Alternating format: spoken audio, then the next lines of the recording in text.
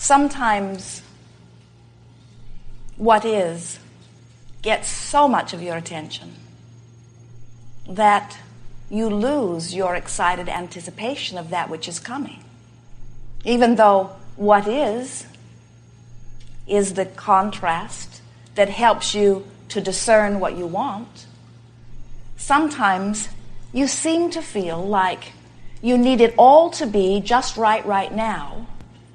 And we say, if that could ever be, and it can't, then how would you ever reach for more? And there is something so important about reaching for more, because the expansion of the universe and the continuation of all that is dependent upon that reaching. The desire that is born within you is the calling forth of the energy that creates worlds.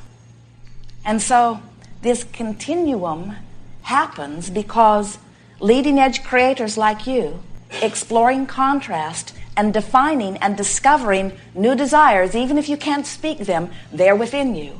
And as the new desire explodes within you, vibrationally, it calls for Source to answer it.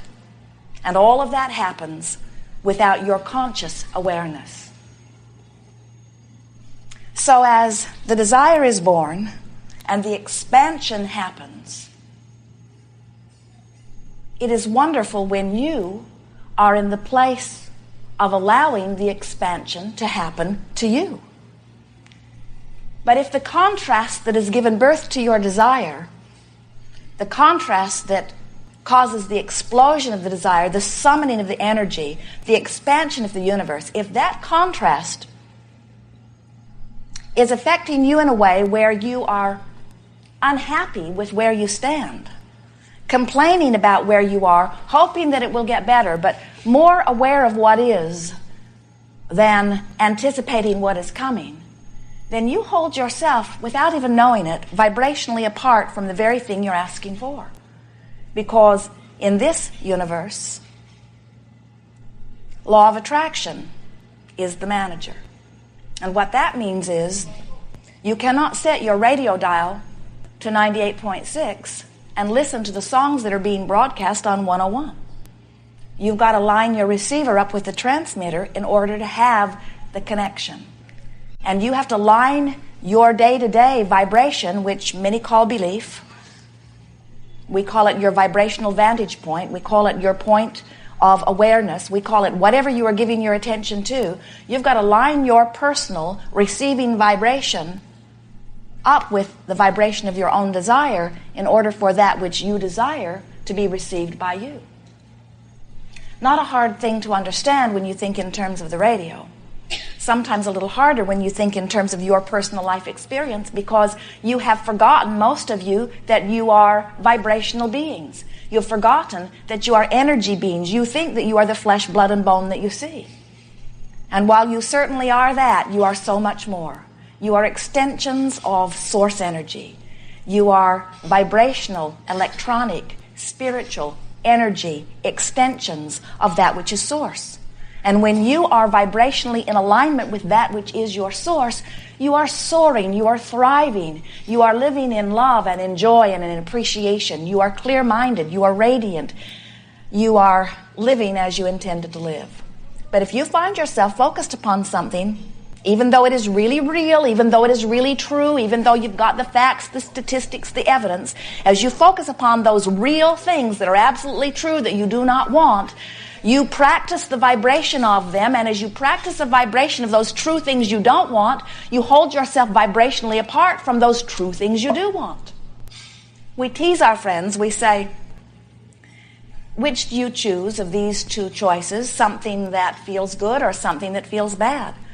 And almost everyone says, I choose what feels good. When we say, what do you choose? Something that is true or something that is untrue? Oh, that one's even easier for you to answer. Something that is true. That's the appropriate thing. But when we say, do you choose something that feels good or something that is true?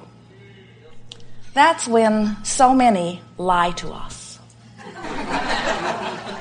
They've learned from listening to our recordings that we want them to say, I choose what feels good. But deep down inside, they worry.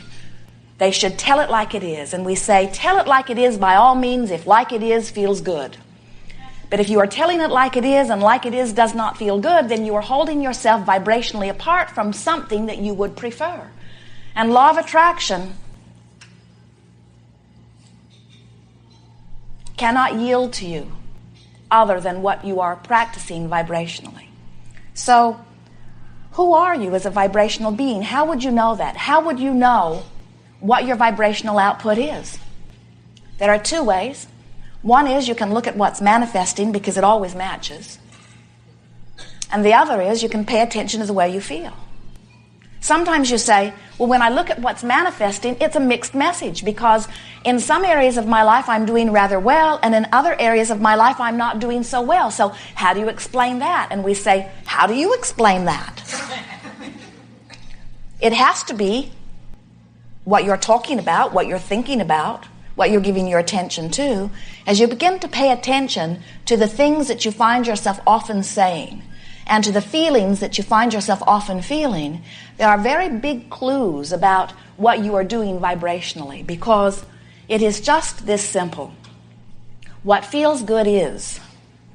And there are a lot of people that say, oh, Abraham, please don't say that out loud. Please don't teach our children that they should do what feels good. And we say, you've got to be kidding. You were born with this guidance system. You were born with this emotional guidance system to let you know in every moment of every day, whether your thought, word, or deed, in this moment where you are focused, is in alignment with who you really are. And if it is, you feel so wonderful. You are full of clarity and love and appreciation. You are full of that thriving stability that only happens when you are in alignment with who you really are. But when you feel negative emotion, whether you call it fear or anger or frustration, it does not matter the name of it. When you feel that which you describe as negative emotion, what it means every single time is that you are giving your attention to something that is vibrationally so different from your source that you are not in full receipt right now of your source. That's all. That's all. So we call this gathering the art of allowing. And the reason that we call it the art of allowing is because it is the art of remembering to allow who you really are. Sometimes our friends in physical form misunderstand allowing. They think that what allowing means, they think that what we are purporting with the idea of allowing is, you just look around and you find rotten things that you would not want, and you just put up with them. You allow them anyway. And we say, what allowing is allowing who you are to be focused within you. Allowing means finding a way right now to allow the fullness of who you are to flow. Sometimes you hear it more easily, rather than talking about the path of greatest allowance, to talk about the path of least resistance. And really it makes no difference to us which way you call it, because they are one and the same thing. When you are allowing your source to flow, you are not resisting your source to flow. And so what you're really looking for is a way to feel the best right now. So when we talk about the path of least resistance, what we're talking about is, how can I, right now, in my physical body, find a way of right now allowing the fullness of who I am to flow? How can I allow well-being? How can I allow prosperity? How can I allow the gentle, comfortable, delicious unfolding of my relationships, or of my work environment, or of my business empire, or my career? How can I allow the thriving that is natural? How can I allow my best interest to happen right now? And we say the way you do it is by paying attention to the way you feel, and moment by moment choosing the allowing thought. Sometimes you think that when we talk about the path of least resistance or the path of greatest allowance, that what we're talking about is, so here you stand at this turning point where you're either going to stay with this person or you're going to leave. And you say, I can't find the path of least resistance. I don't know what the path of least resistance is, because there are advantages to staying and there are advantages to going. And sometimes I want to stay and sometimes I want to go. How do I know which is the path of least resistance? And we say, You are misusing the concept, because we are not talking about choosing the path of least resistance in action, not right now anyway. We're talking about first choosing the path of least resistance relative to the idea or the thought and which feels best. So as you start playing the idea of, well, what is my path of least resistance? So you're standing, let's say you've just had an argument with someone that you care about. And you feel awful, and you know you are not in the place of allowing. You feel awful. You're smart enough to know you can't feel that bad and be allowing good. So you think, somebody should do something about that. And since the other one apparently isn't going to,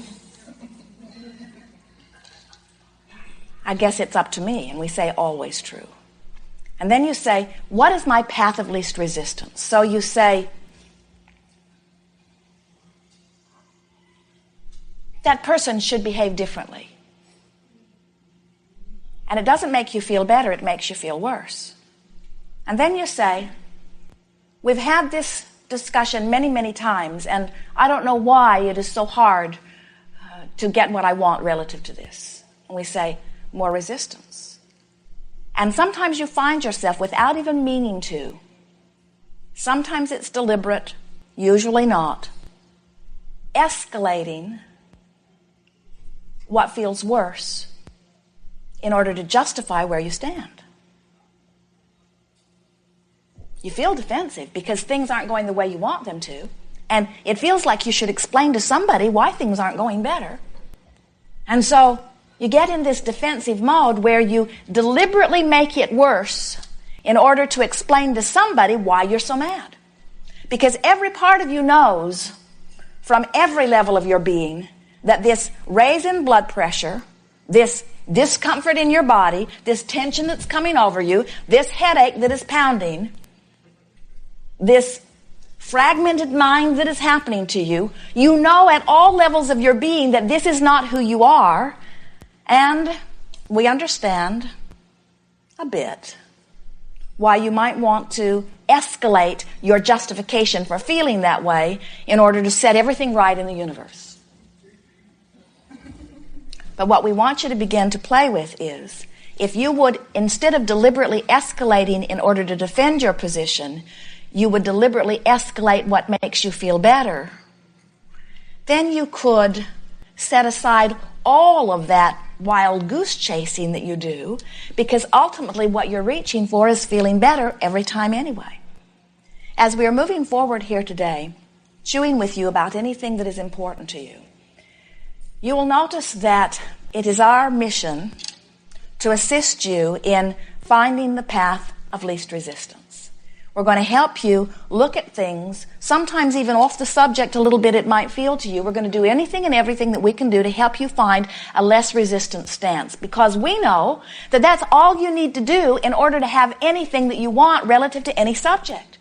Because well-being wants you. That's the thing that seems to be all mixed up in so many of your minds.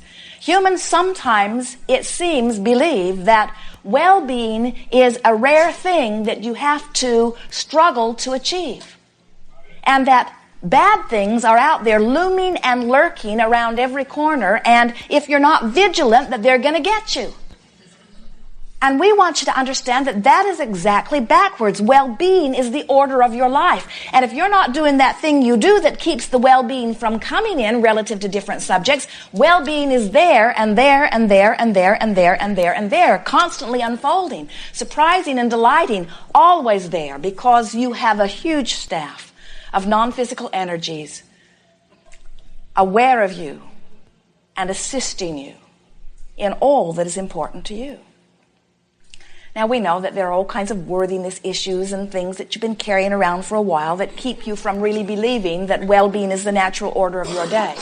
But we think anyone with a little bit of reasoning ability could look around and acknowledge that well-being does dominate in your life, no matter who you are or where you stand. Well-being is the order of this universe. And you have to work pretty hard at nitpicking over stuff in order to pinch that off to any degree at all. Well-being is what is natural to you.